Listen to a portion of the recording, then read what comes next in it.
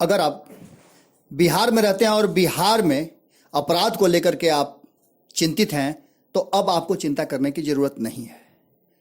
जैसे ही नए डीजीपी गुप्तेश्वर पांडे ने कार्यभार ग्रहण किया, उन्होंने सीधे तौर पर बिहार में अपराधियों को एक कड़ा संदेश दिया और इसके साथ ही उन्होंने अपने महकमे के पदाधिकारियों को भी ठोस कदम उठाने की बात कही।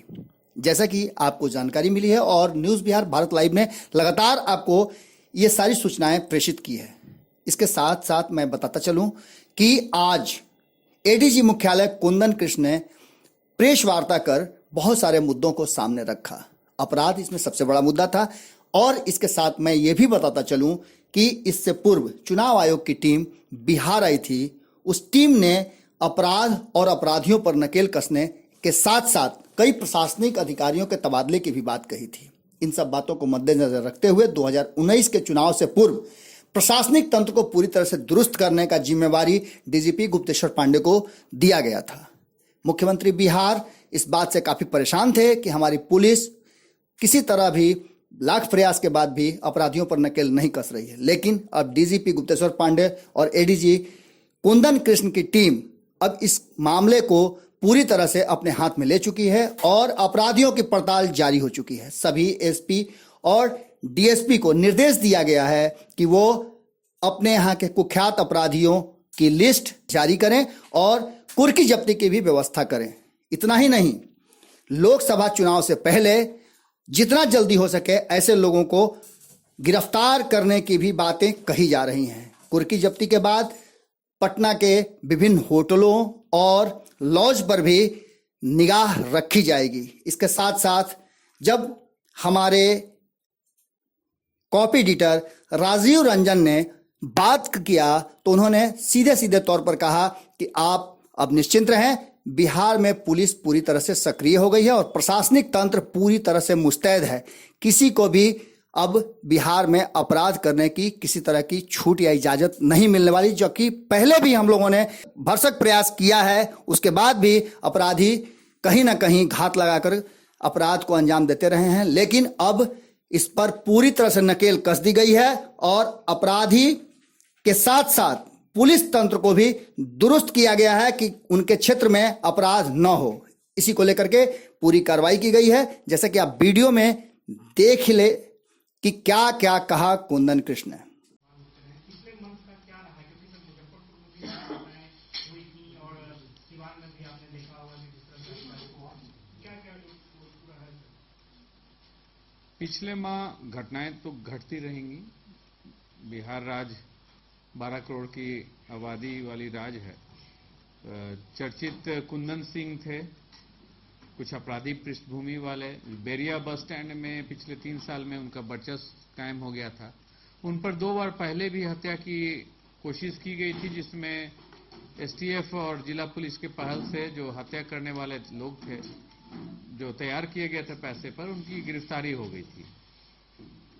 इस बार भनक नहीं लगी पुलिस को और उनकी हत्या हो गई, परंतु एक हत्यारा मारा गया। उसका नाम रोहित है, परसोनी सीतामढ़ी का रहने वाला है और कांटी का एक लोकल नया उभरता हुआ बदमाश है गोलू, उसके गैंग से ताल्लुकात रखता है। कुंदन सिंह के परिजन नेम्ड एफआईआर किए हैं, जिसमें चुन्नू ठाकुर और एक और शिव का नाम दिए हैं। ये है उस घटना के संबंध में। अपराध हुई है, इधर कुछ सफलताएं भी मिली हैं, जैसे कि कल रात्रि को एक कुख्यात अपराध कर्मी जो उभर रहा था, शत्रुघ्न कुमार उर्फ जटाहा, वो कुछ ही माह पहले पुलिस इनकाउंटर में बचा था। पुलिस पर गोली चलाते हुए दुल्हिन बाजार में भागा था। वो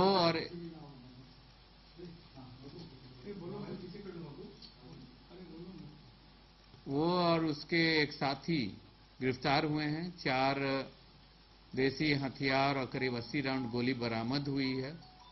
उसका भी उस इलाके में, नवदपुर दुल्हिन बाजार इलाके में कई कांडें, 1 दर्जन के करीब कांड, लूट, हत्या और रंगदारी का दर्ज है। वो गिरफ्तार हुआ। इधर एक और पहल की गई है, चुनाव आयोग के आने के बाद से प्रयास किया जा रहा है कि जितने फिरारी लोग हैं, जितने लोग हैं जिन पर कुर्की जब्ती लंबित है, उसका अभियान चला के निष्पादन किया जाए। पिछले हफ्ता संडे को इसी प्रकार कुर्की की अभियान चली गई थी अटैचमेंट्स की, और पूरे राज्य में 1000 कुर्की जब्ती की निष्पादन हुई थी। नहीं, पूरे बिहार में एक कल हुआ 1029 सर, ये कल हुआ जी, कल के दौरान। इसमें जैसे कुर्की इसलिए की जा रही है, वो भी प्रयास किया जा रहा है कि महत्वपूर्ण कांडों में जब दल बल के साथ देहात इलाका में थाना पहुंचता है ट्रैक्टर लेके, तो बहुत लोग सरेंडर भी कर जाते हैं। तो कल कुर्की के दौरान 111 आदमी सरेंडर भी कर गए। गया में जैसे 40 आदमी सरेंडर कर गए।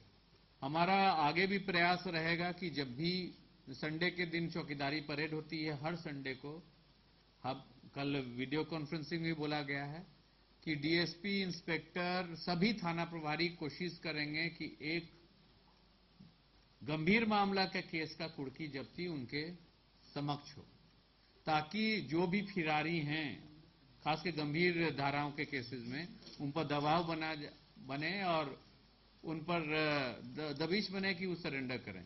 इससे कांडों का भी निष्पादन होगा और थाना का प्रभाव भी पड़ेगा। तो रिकॉर्ड्स के अनुसार जो 10,000 कुर्की जब्ती लंबित है, हमारा प्रयास रहेगा कि होली के पहले सभी को हम लोग निष्पादन कर दें। जो पकड़ा गया सर रंगदारी मामले में, उसके भाई पिता रंगदार सिंह की भी संलिप्तता थी, वो लोग भी गिरफ्तार। एक भाई उसका गिरफ्तार हुआ है, एक भाई जरूर गिरफ्तार हुआ है, और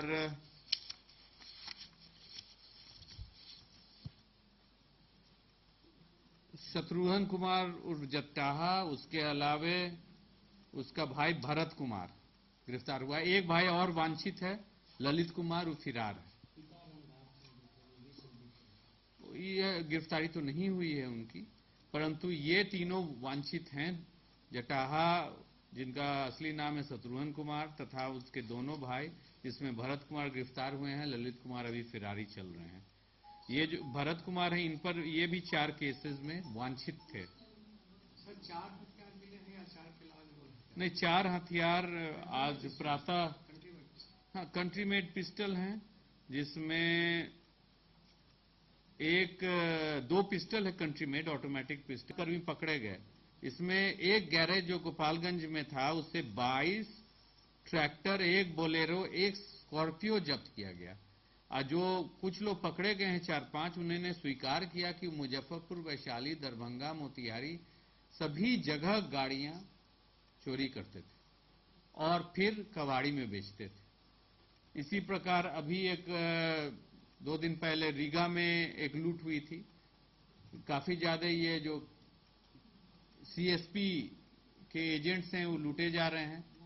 तो सीतामढ़ी जिला में रीगा में घटना घटी थी, 1,20,000 के करीब रकम लूटी गई थी। उसके तफ्तीश में सीतामढ़ी आरक्षी अधीक्षक ने कुछ लोगों को गिरफ्तार किया है, जो कि अभी तक 11 ऐसे घटनाएं कबूले हैं, वो भी मात्र सीतामढ़ी में। और साथ साथ अब उनको फॉरवर्ड कर दिया गया है तीनों लड़कों का।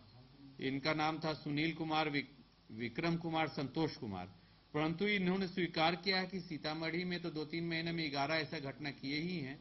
इन्होंने मुजफ्फरपुर, मोतिहारी और दरभंगा जिला में भी इसी तरह के लूट के घटना कि पैसा लेके सीएसपी का जो एजेंट है वो निकलता है, पीछा करके ये लोग लूटते हैं। तो लगातार हम लोग का फोकस हो रहा है कि क्रिमिनल जो पकड़ा जाए तो उसको अंत तक पीछा किया जाए। ये हेडक्वार्टर से भी मॉनिटरिंग का आदेश दिया गया है। एडीजी, सीआईडी खुद ऐसे कांडों का मॉनिटरिंग तथा उसका स्पीडी ट्रायल पर भी ध्यान दे रहे हैं। और मुख्यालय का काम, पुलिस मुख्यालय का काम है, आप लोग कवरेज भी दे रहे हैं, कई अखबार में छपी भी है कि कौन अंचल पदाधिकारी की संचल में कितना निष्पादन किए। तो काम तो लगी हुई है और अंचल पदाधिकारी, थाना प्रभारी रेगुलरली कर रहे हैं। विशेष परिस्थिति में जैसे पटना संडे को नहीं हो पाया होगा क्योंकि सभी लोग मोबिलाइज थे रैली के लिए।